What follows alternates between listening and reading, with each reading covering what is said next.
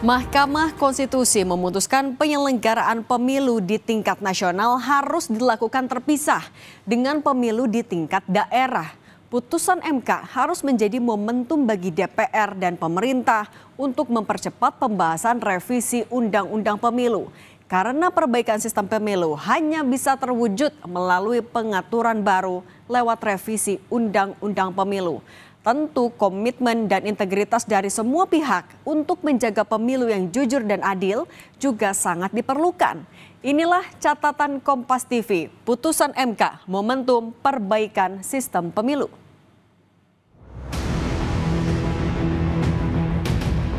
Yang dilaksanakan dalam waktu paling singkat 2 tahun atau paling lama 2 tahun 6 bulan sejak pelantikan anggota Dewan Perwakilan Rakyat. Konsekuensi secara teknis apa saja dari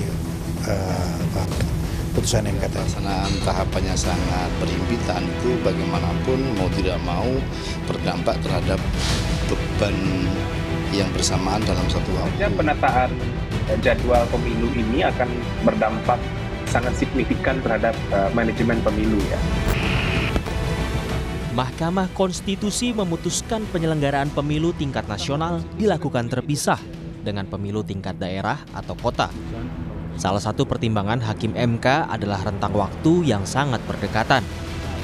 Pemilihan dilaksanakan secara serentak di seluruh wilayah negara kesatuan Republik Indonesia untuk memilih anggota Dewan Perwakilan Rakyat Daerah Provinsi, anggota Dewan Perwakilan Rakyat Daerah Kabupaten Kota, dan gubernur atau wakil gubernur, bupati atau wakil bupati, dan wali kota atau wakil wali kota yang dilaksanakan dalam waktu paling singkat 2 tahun atau paling lama 2 tahun 6 bulan sejak pelantikan anggota Dewan Perwakilan Rakyat dan anggota Dewan Perwakilan Daerah atau sejak pelantikan Presiden atau Wakil Presiden. 6. Menolak permohonan pemohon untuk selain dan selebihnya.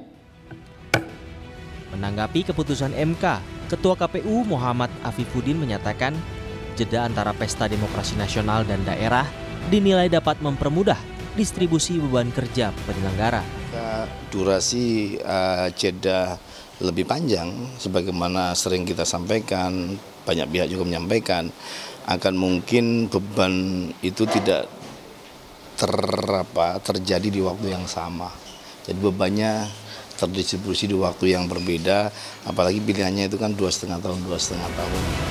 Putusan MK yang bersifat mengikat membuat Kemendagri perlu menyusun simulasi konsekuensi penyelenggaraan hingga pendanaan pemilu. Pemisahan antara pemilu nasional dan pemilu lokal kami pelajari menjadi salah satu opsi dari masukan-masukan tersebut. Namun tentunya kan harus sinkron dengan desain keseluruhan sistem pemilu. Nah, karena itu kami akan pelajari, kami akan menyusun satu simulasi kira-kira konsekuensi secara teknis apa saja dari putusan MK tadi. Perludem pun menyoroti kualitas penyelenggaraan pemilu yang menurun jika pemilu nasional dan lokal dilakukan serentak. Dengan putusan MK akan berdampak pada manajemen pemilu. Tentu saja penataan jadwal pemilu ini akan berdampak sangat signifikan terhadap manajemen pemilu ya. Itu memang sudah kita hitung betul. Dan dari dampak itu sebetulnya kita juga mesti berpikir bagaimana menyederhanakan dan meringkaskan tahapan pemilu agar tidak terlalu panjang, tetap manageable, dan tetap akuntabel. Putusan Hakim MK ini merupakan bagian dari amar putusan Hakim untuk putusan nomor 135-PUU-12-2024 yang diajukan Perludem. Jeda waktu pelaksanaan pemilu nasional dan pemilu daerah atau lokal diberikan selama 2 tahun atau paling lama 2,5 tahun. Tim Liputan Kompas TV. Mahkamah Konstitusi memutuskan penyelenggaraan pemilu di tingkat nasional harus dilakukan terpisah dengan pemilu di tingkat daerah.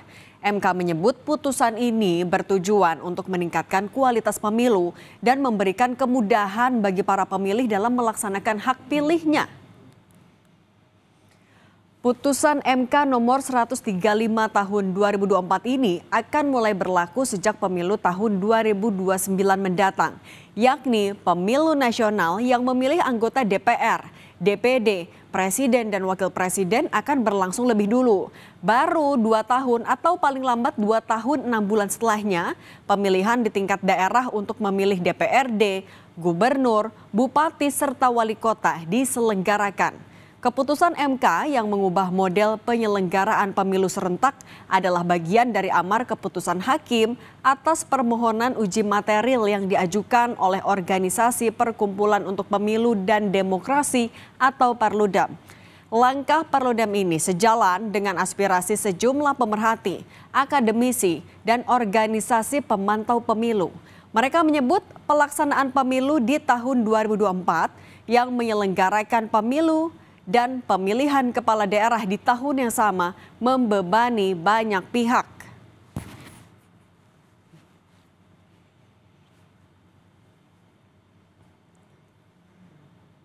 KPU sebagai penyelenggara mengakui kewalahan dalam melaksanakan teknis tahapan pemilu. Begitu pula pemilih yang terpecah konsentrasinya untuk memilih calon dari daftar nama yang terlampau banyak. Sementara waktu yang tersedia untuk mencoblos di TPS terbatas. Bagi peserta pemilu, pendeknya jeda waktu pelaksanaan pemilu dan pilkada membuat partai politik menjadi tidak berdaya menghadapi realitas politik dan kepentingan politik praktis. Akibatnya, partai politik terjebak kepada pragmatisme dan politik transaksional dengan merekrut calon berbasis popularitas demi kepentingan elektoral.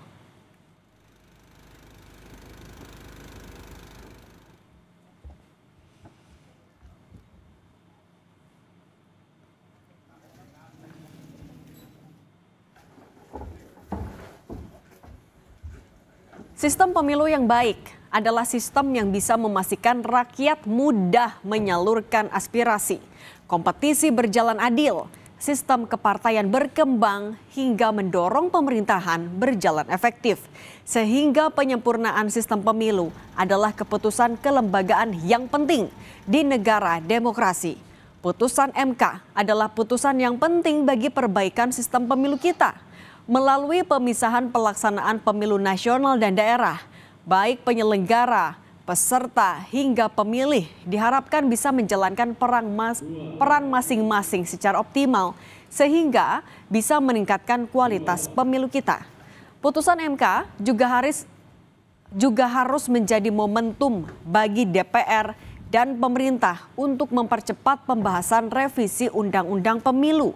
Karena perbaikan sistem pemilu hanya bisa terwujud melalui pengaturan baru lewat revisi Undang-Undang Pemilu. Namun begitu, peraturan dan tata laksana yang baik hanyalah sarana saja. Lebih penting dan di atas itu semua, komitmen dan integritas dari semua pihak untuk menjaga pemilu yang jujur dan adil sangat diperlukan. Tidak boleh lagi ada rekayasa peraturan dan intervensi kekuasaan.